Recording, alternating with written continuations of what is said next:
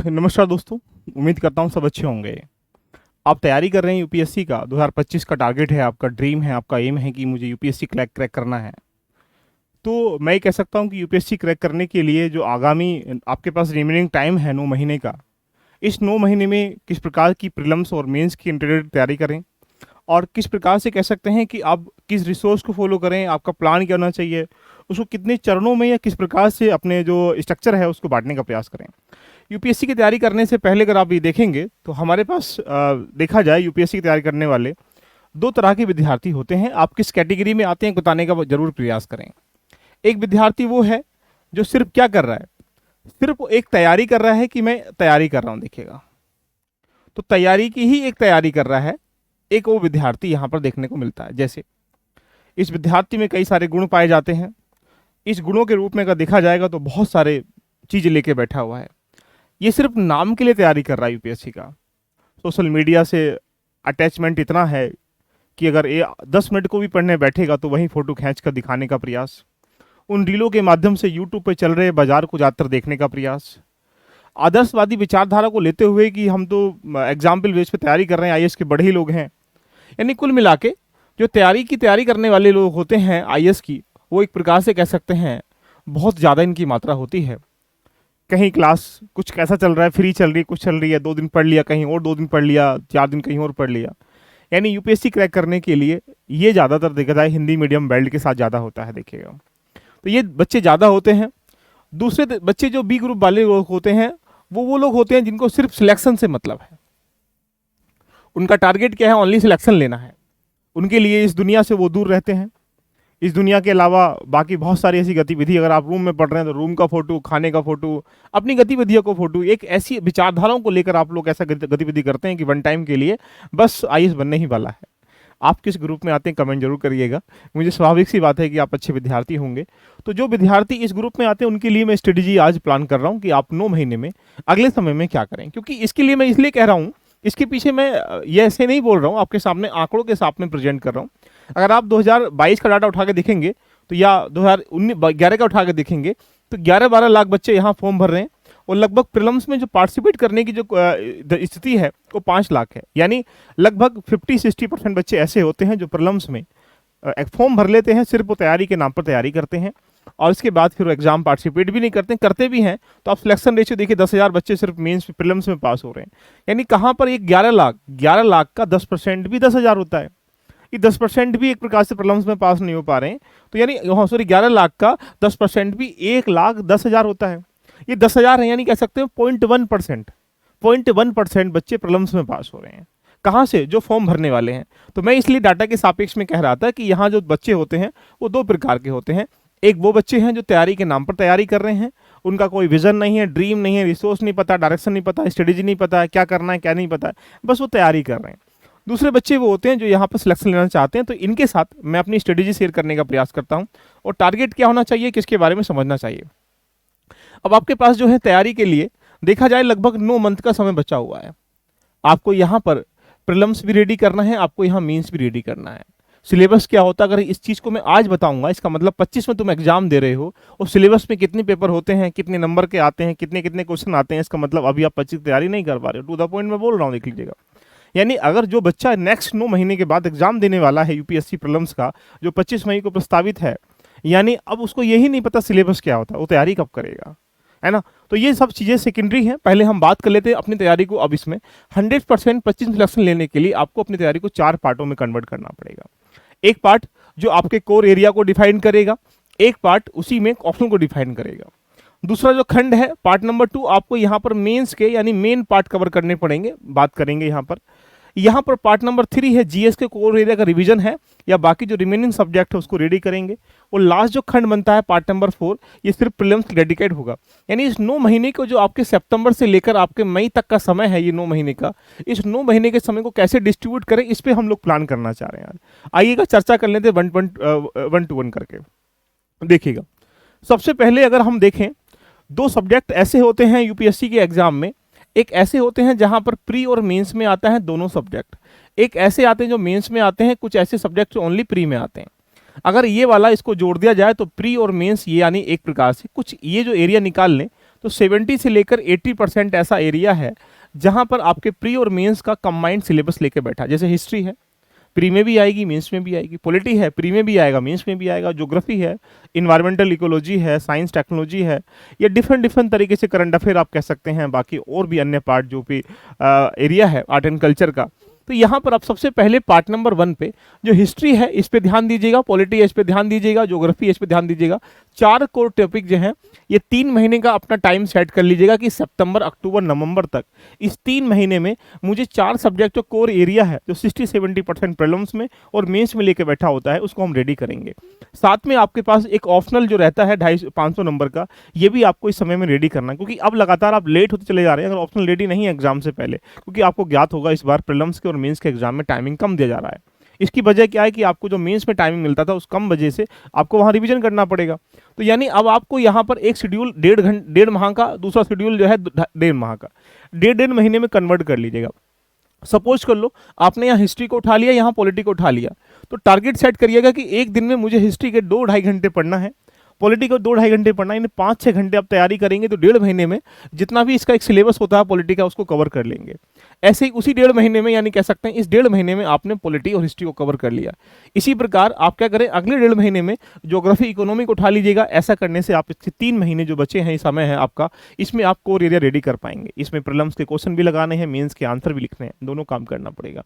साथ में ऑप्शनल यहाँ रेडी कर लो। यानी कुल मिला के मैंने कहा कि इस 3 महीने के समय में आपको ये सब चीजें रेडी करनी है। ऐसा करने से आपकी जो भूमिका है प्रीलिम्स की और मेंस की रेडी होती चली जाएगी।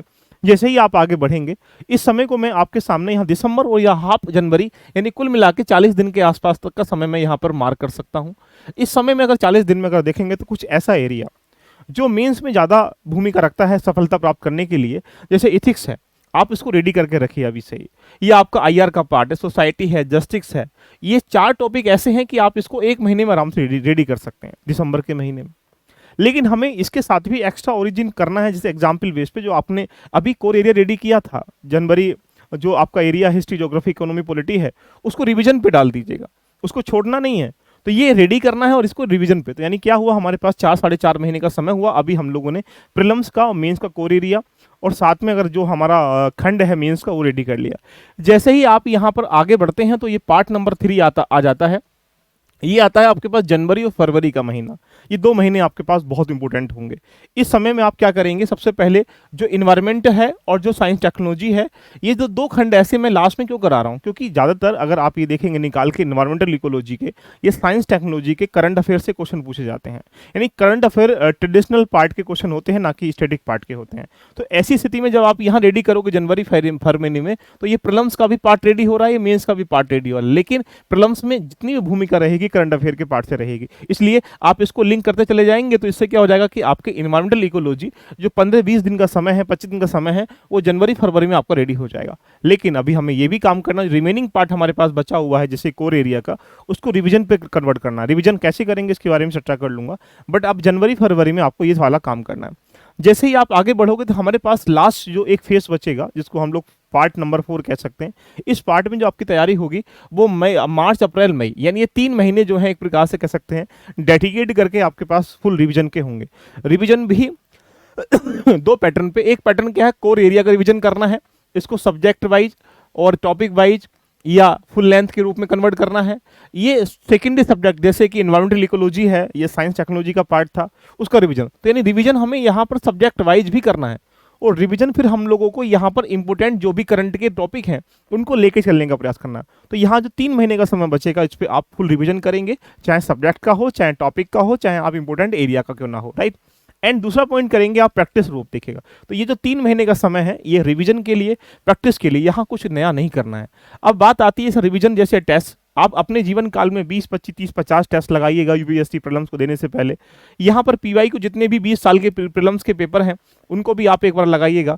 जितने भी एडवांस क्वेश्चन के टेस्ट सीरीज या एमसीक्यूज बन सकते हैं सब्जेक्ट वाइज, टॉपिक वाइज या अलग अलग तरीके से, उनको भी करिएगा। तो यानी 3 महीने का समय जो ये बचेगा किसके लिए, प्रैक्टिस के लिए। यानी अपनी तैयारी को कुल मिला के 9 महीनों को 4 फेज में, 4 पार्ट में कन्वर्ट कर लीजिएगा। इस आधार पर तैयारी करते हैं तो आप प्रीलिम्स और मेंस की इंटीग्रेटेड तैयारी आप लोग कर पाएंगे। अब एक विषय और बन जाता है जिसके बारे में हम लोग बात करेंगे रिमेनिंग। जैसे प्रीलिम्स में जब जाते हैं तो जीएस का खंड तो आपने यहाँ तक रेडी किया, लेकिन सीसेट का भी एक डर का विषय बन जाता है। सीसेट अपने आप में बड़ा गंभीर विषय है, क्योंकि लगभग 10-15-20 हज़ार बच्चे ऐसे होते हैं जो जीएस में अच्छे नंबर ले आते हैं, लेकिन सीसेट में अच्छे नंबर लेके नहीं आ पाते हैं। तो इसको भी लाइटली नहीं लेना। देखिएगा, ये एग्जाम में अगर देखेंगे तो 80 क्वेश्चन आएंगे यूपीएससी में, 80 क्वेश्चन में 27 क्वेश्चन आपको यहाँ पर सही करने हैं। तो जरूरी तो नहीं 27 करके भागेंगे, यानी आपको 50 क्वेश्चन सही करने की भूमिका में जाना है। यदि आप एक टेस्ट लगाइएगा लास्ट ईयर पेपर का, अगर आप यहाँ पर 80 में से 60 क्वेश्चन या 55 क्वेश्चन से ऊपर सही नहीं कर पा रहे हो, तो ये मान लीजिएगा कि अभी सीसेट आपका कमजोर है। इसे सबसे बेस्ट टाइमिंग रेडी करने का यही है, उन्हीं शेड्यूल में फेस में जो आपके पास सितंबर है या अक्टूबर है और ये नवंबर है, ये सबसे बेस्ट टाइमिंग है सीसेट को साथ में लेके चलने का। अगर आपने इस समय में सीसेट रेडी नहीं किया है तो ये मान लीजिएगा कि आप बाद में फिर फॉर्मेलिटी करेंगे सीसेट के साथ में, और सीसेट जैसे ही हम लाइटली लेते हैं वो सीसेट तुम्हें डुबा देता है, जैसा कि हर साल का पेपर आपने देखा भी होगा। अब बात आती है आंसर राइटिंग की। आंसर राइटिंग भी अपने आप में मेजर सेगमेंट है। आंसर राइटिंग की किसी स्टूडेंट को नीड होती है, किसी स्टूडेंट को नीड नहीं होती है। अगर अभी भी आप यहाँ पर जैसे जो भी आप टॉपिक पढ़ रहे हो उस टॉपिक की लगभग कोशिश करिएगा कि वीकली आंसर राइटिंग करने का प्रयास करें या डेली आंसर राइटिंग करने का प्रयास करें, वो आपके ऊपर डिपेंड है। वीकली करना तो कम से कम 7 से 8 क्वेश्चन एक साथ कर लीजिएगा, डेली करना तो आप 1 से 2 क्वेश्चन डेली करने का प्रयास करिएगा, लेकिन आंसर राइटिंग को यहाँ पर इग्नोर नहीं करना। ये एक इंपॉर्टेंट की है प्रीलिम्स मेंस क्वालिफाई करने के लिए। अगर आपके पास शब्दों को प्रोने की कला नहीं है तो ये मान लीजिएगा कि एग्जामिनर को दिखाओगे क्या फिर ले जाकर, है ना। बात आता है यहाँ पर प्रैक्टिस करने के लिए, तो प्रैक्टिस करना कंपलसरी है। आज से ही अपने जीवन में 2-3 बातें याद रख लीजिएगा। हमें कम से कम रोज डेली 20 से 25 पेज पढ़ने हैं, 20 से 25 पेजों को रिवीजन करना है, और 20 से 25 पेज जो पढ़े हैं किसी टॉपिक के उसमें से कितने प्रश्न आए हैं उनका रिवीजन करना है। उसके बाद एडवांस कैसे क्वेश्चन बन सकते हैं उनके लिए लिख कर या एक टिक करके हमें रिवीजन करना है।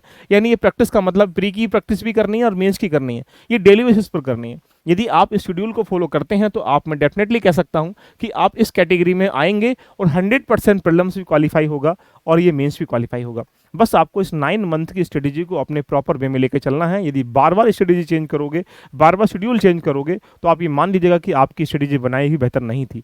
यदि आप हमारे साथ मिलकर यूपीएससी क्रैक करना चाहते हैं तो आपके लिए हमारे पास 2 से 3 बैच अवेलेबल हैं। देखिएगा, एक तो अगर आपको लगता है कि फाउंडेशन बैच ज्वाइन करना है, फाउंडेशन में अगर आप जैसे जाते हैं तो यहाँ पर प्री का प्लस मेंस का जो जीएस का खंड है, देखिएगा तो प्री और मेंस का भी खंड जीएस हो रहा है, ओनली मेंस का भी जीएस आपका यहाँ हो जाएगा, ओनली प्री का भी जीएस यहाँ हो जाएगा। तो ये सारी चीज़ें आपको फाउंडेशन कोर्स में मिल जाएंगी। दूसरा, प्रीलिम्स क्वालिफाई करने के लिए सीसेट बहुत इंपॉर्टेंट है। 2025 के लिए सीसेट हम लोग स्टार्टिंग कर चुके हैं। अगर आपको डर लगता है, आप प्रीलिम्स नहीं मतलब एक एग्जाम्पल बेस पे अंतिम सफलता प्राप्त करना चाहते हैं, तो आपको proper guidance, proper strategy, proper planning ये सब चाहिए। इसके लिए आप एलबी लर्निंग एप्लीकेशन डाउनलोड कर लें। जैसे ही जाएंगे ऐसा इंटरफेस होगा। इस इंटरफेस पे जाने के बाद यहाँ पर आप क्या करिएगा, जाइएगा, ये रहा कोर्स में। जैसे आप जाते हैं तो कोर्स में जाने के बाद आपके सामने 2025 के लिए आपके यहाँ सीसेट का एक कोर्स अवेलेबल है। ये सीसेट फाउंडेशन 2024-25 के लिए है। ये सिर्फ इस पर डिस्काउंट चल रहा है। 1000 में आपको 25 का सीसेट का कंप्लीट बैच मिल रहा है। यानी इतनी मिनिमम फीस में कंप्लीट सीसेट के बेसिक से लेकर एडवांस तक जानने के साथ सीसेट की मेंटरशिप इसमें दी जा रही है। साथ में आपको सीसेट के टेस्ट भी इसमें मिल जाएंगे। तो कुल मिला के इसके साथ ज्वाइन कर सकते हैं। यदि आप हमारे साथ जीएस फाउंडेशन ज्वाइन करना चाहते हैं तो यहाँ इस पर जीएस फाउंडेशन बैच नंबर 2 ये भी क्लोज होने वाला है। ये अभी इसमें डिस्काउंट पे चला हुआ है। इस पे आपको जीएस पेपर नंबर 1, 2, 3, 4 जो मेंस के हैं और साथ में प्रीलिम्स का जो यहाँ पर जीएस है वो रेडी कराया जाएगा। यानी कुल मिला के यूपीएससी 2025 देने के लिए ये दोनों बैच आपके लिए सफिशिएंट है। यदि आप 26 देंगे, 27 देंगे, 25 भी देंगे, लेकिन आपने बेसिक रेडी नहीं किया गया तो हमारे लिए एक नीब एनसीईआरटी फाउंडेशन बैच है, आप उसको भी ज्वाइन कर सकते हैं। वो एग्जाम के लिए भी जरूरी है और बेसिक चीज़ों के लिए जरूरी है, जिसमें हम टॉपिक वाइज चीज़ों को समझ विकसित कर रहे हैं। और ये टॉपिक वाइज समझ विकसित करने से एनसीईआरटी के आने वाले प्रीलिम्स के 20 से 25 क्वेश्चन जो है डायरेक्टली आप यहाँ से हिट कर पाएंगे। तो दोस्तों, अपनी तैयारी करने के लिए अब इस 9 महीने को प्री और मेंस को एक बार साथ लेके चलिएगा। क्या क्या लेके चलना है इसके बारे में हमने चर्चा करी। हमारे साथ जुड़कर तैयारी करना चाहते हैं किसी इन्फॉर्मेशन के लिए, नीचे दिया गया लिंक है। जो बच्चे 2025 का एग्जाम दे रहे हैं यहाँ पर डेडिकेट होकर, वो उस पर टेलीग्राम पे जरूर जुड़ जाइएगा और उसके बाद हम अपनी जर्नी को लेकर चलते हैं। कैसी लगी चर्चा, एक बार कमेंट करके मुझे बताइएगा।